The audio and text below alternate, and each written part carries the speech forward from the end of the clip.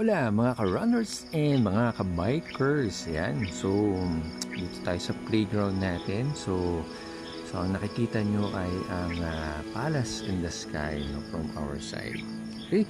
So, for today, ipapasyal ko kayo sa isa sa na-discover kong art galleries dito sa Silang, Cavite.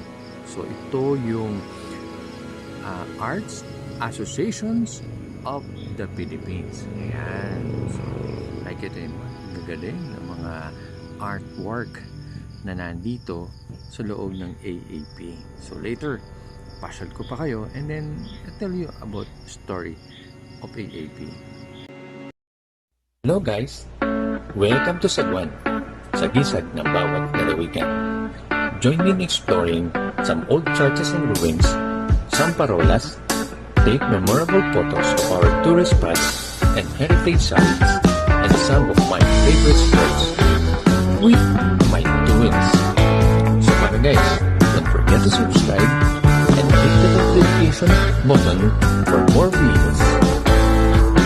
Guys, let's go!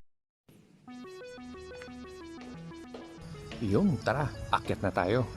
Ngayon, dun sa pinaka-entrance, we'll be seeing yung portrait ng founder ng AAP. Walang iba kundi si Ginang Purita Calao Ledesma. Yun. Okay, tara. Akit tayo sa second floor. Oh, grabe.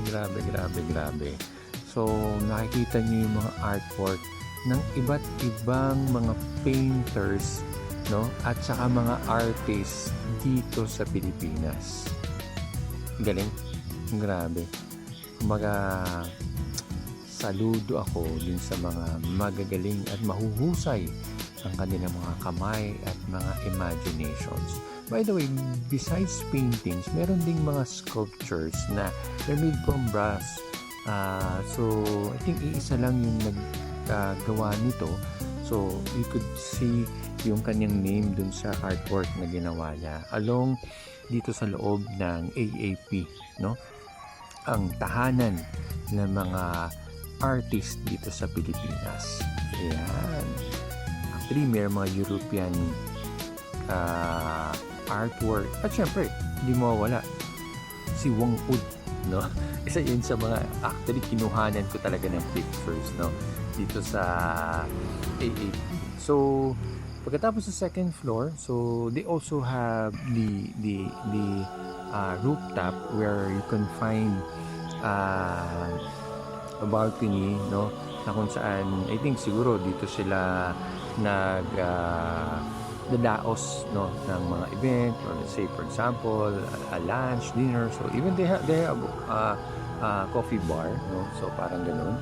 So makikita nyo, so overlooking yung mga puno at saka mga area dito sa silang. Okay, so that's the second floor and that one is the ground floor.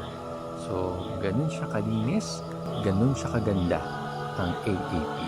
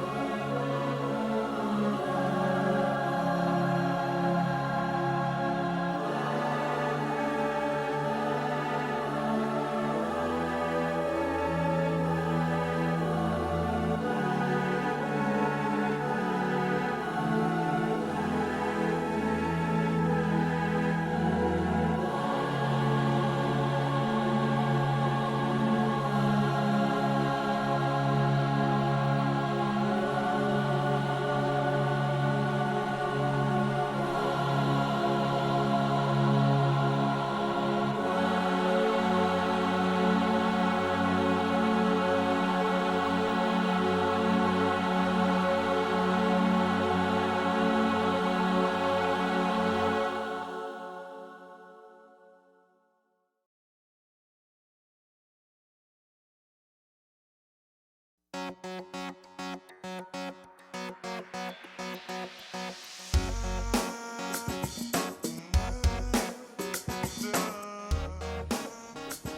good morning, good morning. Yun, o diba? Diba, napasyal ko kayo. Kapag jogging ka na, nakakapag art gallery ka pa. Okay, so walang iba, dito lang yan sa May Silang and they are under Barangay Ulat, no? Hindi ko lang alam kung anong purok siya, pero part na siya ng Ulat. Okay, so actually I was puzzled kasi normally lagi ko siya nadadaanan. And then, nakalagay is Art Association of the Philippines. So sabi ko, iba na to kasi Art Association and then Philippines, so it's something na kumbaga meron siyang hidden gem dito sa Silang. So I passed by, okay, nagja-jogging ako this morning and then sabi ko sige nga tingnan ko, actually hindi pa naman siya open, no, pero dahil ano si Kuya, and then entertain tayo. Francis, no, by the way, Francis, thank you Francis, no, sa pag-entertain and pag-welcome sa akin kahit alam ko hindi pa na-plak. Pero nag-open ka for me, no, to have a look around and to check it. I want and I will invite you na sana makapasyal kayo if you are here in Silang, Cavite and going to Tagaytay and using Iba Road, okay? Makikita niyo yan, no? Makikita niyo ka. So, are here at Arts Association of the Philippines. Yan. Okay. So, madadaanan nyo to. Kung galing kayo ng Tagaytay, yung Kaikulot Bridge, no? Then, dediretsuhin nyo lang yon. Then, makikita nyo na siya on your left. Pero kung galing naman kayo ng Silang, so it will be on your right, meron siyang katabing chapel. Yung chapel ng, forgot the name ng aming chapel dito. So, kasi yung sa kabila, St. Francis. And this one, parang San Agustin, or parang St. Francis din yata, pero hindi siya St. Francis of Assisi. Kasi alam ko St. Francis of Assisi is yung nasa Pulong Bunga. But ito naman, I think is also St. Francis. So, near, no? So, napakalapit ng lugar na yan, going here sa Arts Association of the Philippines. Okay? So, once you visit in Silang, don't forget to drop by, especially dun sa mga mahilig sa art. Grabe ang galing. So, I was very inspired and I want to share it with you. Okay, good morning and like yung sinasabi, run safe, be safe, and God bless!